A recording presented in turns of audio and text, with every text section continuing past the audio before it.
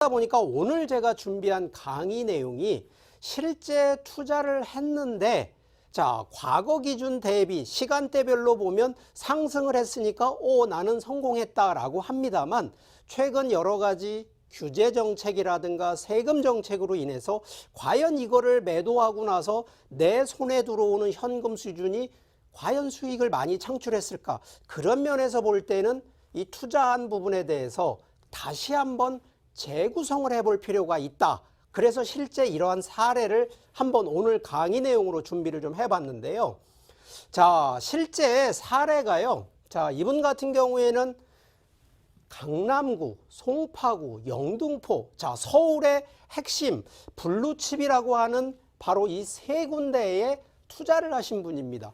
자, 주택, 오피스텔, 그리고 현재 거주하고 있는 아파트에 이 투자를 하신 분인데, 자, 이분이 50대 후반 직장인인데, 자, 성공적인 투자, 야, 서울에 그것도 핵심 블루칩 3개 지역에 투자를 해놨으니 얼마나 성공적이었냐라고 생각을 하실 수 있습니다. 자, 그렇다고 해서 이분이 실패하신 케이스가 아닌데도 불구하고 현재 과연 이 투자하신 이 부동산을 그대로 유지하고 갈 거냐, 지금 상황이 자, 은퇴를 준비하시면서 또 하나가 아까 얘기했던 규제 정책으로 인해서 지금 규제라는 거는 주택, 특히 다주택자에 대한 규제로 세금이 자, 요번 9월 달에 종합부동산세를 또 내야 되는데, 자, 과연 이런 자산이 늘어남으로 인해서 세금에 대한 부분이라든가 주택 규제에 대한 부분 과연 벗어날 수 있을까요? 자, 이런 부분으로 한번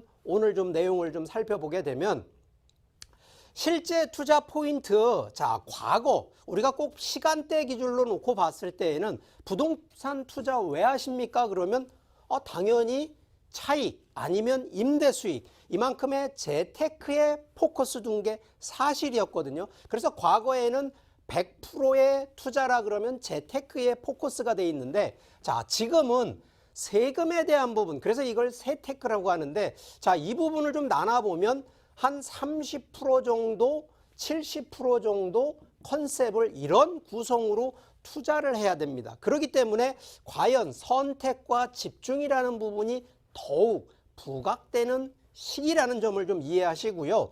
자, 우리가 수익하면 당연히 시간의 흐름에 시세 차익에 중점을 두면서 동시에 매달 월세, 특히 노후를 준비하시는 분들은 임대 수익, 특히 현금 흐름 쪽에 포커스를 둘 수밖에 없는데, 아시겠지만 최근 주택 규제로 인해서 자, 매도할 때 중과세까지 주택 다주택자들 최고세율 기준으로 따져보면 85%를 세금을 내야 됩니다. 이 기준은 지금 10억 이상 이 차익이 발생되는데, 자, 10억을 벌어서 8억 5천만 원을 세금을 낸다고 생각하면 과연 이거 관리 안 할 수 있냐? 이거 관리하셔야 되고요.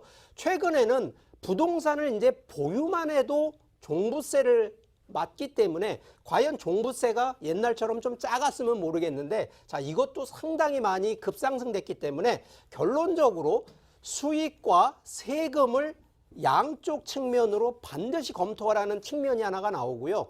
그 중에 하나가 지금 이제 세금 관련된 종합부동산세 같은 경우에는 분산 투자를 통해서 절세, 자, 세금을 안 낸다는 것이 아니라 세금을 85%를 내던 것을 과연 이거 얼만큼 20%나 30%를 낸다라고 할 정도로, 그러면 40% 줄인다라고 하면 이거 상당한 케이스거든요.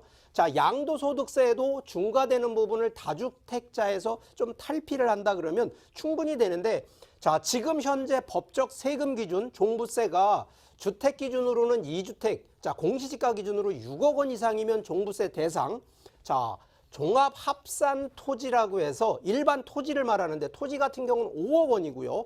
자, 별도 합산 토지, 자, 이거는 상업용 기준인데 이게 80억 원이거든요. 그러면 결론적으로 분산 투자는 상업용 쪽이 80억 원 이상 돼야 종부세가 되기 때문에 상업용 기준과 토지와 주택을 적절히 분산 투자를 하셔야지만이 반드시 성공하는 케이스라는 점을 설명드리겠는데, 자, 지금 이제 이 사례자분 한번 제가 그러면 어떻게 지금 현재 투자해 놓은 자산을 다시 한번 투자의 재구성이라 그래서 한번 제안을 일단 A안 첫 번째 안으로 한번 정리를 해드리면, 자, 송파 문정동에 있는 오피스텔 일단 매도, 논현동에 있는 다세대 주택 매도. 자, 그러면 여기에 오피스텔과 주택은 매도를 하시고 현재 영등포 아파트는 거주를 하고 계시기 때문에 이건 보유를 하고 계셔야 됩니다. 자, 그러다 보면 실제 요 매도된 자금 가지고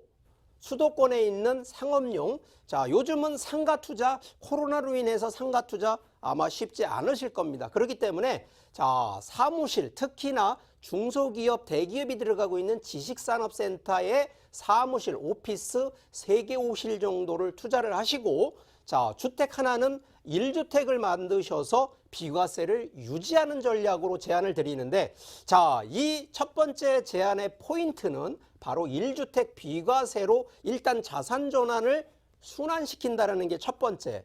두 번째는 상업용 투자로 현재 기준에서 이제 노후를 준비하시는 직장인이시다 보니까 노후를 준비하셔야 되는데, 자, 지금부터 상업용으로 임대 수익 쪽으로 월 300만 원으로 전환하는, 그러면 일반 시세 차익을 투자하신 분보다는 월 300에 대한 현금 흐름이 좀 많아지기 때문에 충분히 노후를 지금부터 대비하는 이런 전략으로 하기 때문에 선택과 집중의 문제다. 그래서 반드시 매도하시는 거를 정리하셔서 현재 상업용 쪽으로 가는 거를 1안으로 한번 제안을 드려보고요.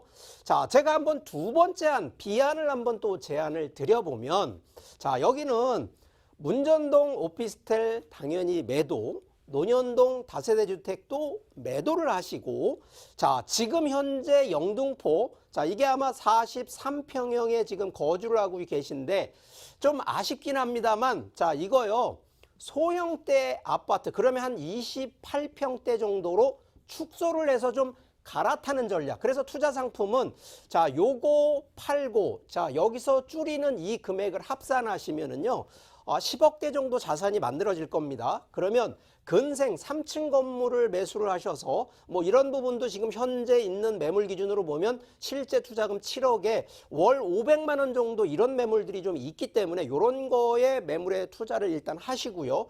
자, 지금 현재 아파트를 좀 소형대로 이주를 하시는 부분이기 때문에 1주택은 그대로 보유를 하시면서 근생 건물인데, 이 가능하면 우리 지금 이 의뢰자분 단독 명의보다는 아직까지는 공동 명의를 통해서 나중에 분명히 근생 건물도 10년 뭐 20년 가져가는 게 목적이 아니다 보니까 분명히 세금 절세를 하셔야 됩니다. 자, 이럴 때 종부세라든가 양도소득세를 절세 않는 것이 바로 이런 공동명의니까 가능하시면 뭐 부부라든가 가족이 공동명의 하는 전략도 제안을 해드리고요.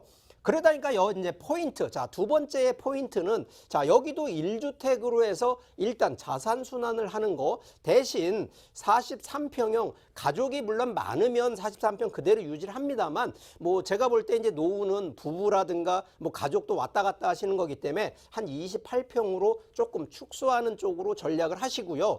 자, 노후니까 임대 수익. 자, 이거는 근생 쪽으로 가다 보니까 월 500 정도의 조금 더 노후를 준비를 하시고요. 시세 차익도 가능한 부분이, 자, 일반 상업용이 아니고 근생은요. 자, 이게 토지와 건축물이 같이 들어가는데 가능하면 토지에 대한 부분으로 이 시세 차익을 보기 때문에 충분히 미래에 노후를 준비하는 거는 뭐 요즘 표현한 게 똘똘한 한 채, 그래서 꼬마 빌딩 컨셉으로 투자하는 거를 좀 적극 추천드리니까 이런 점 꼭 뭐 A안이 정답, B안이 정답이다라는 얘기를 드리는 것이 아니라 우리 지금 아마 요 방송 보신 우리 시청자분들도 나도 저런 케이스가 되는데 한번 이렇게 자산을 재구성해 보겠다라는 분들 뭐 바로 한번 또 전화 주신다 그러면 충분히 또 저희가 그런 내용으로 또 상담을 좀 해드릴 테니까 궁금하신 분들은 전화 주시고요. 자, 그래서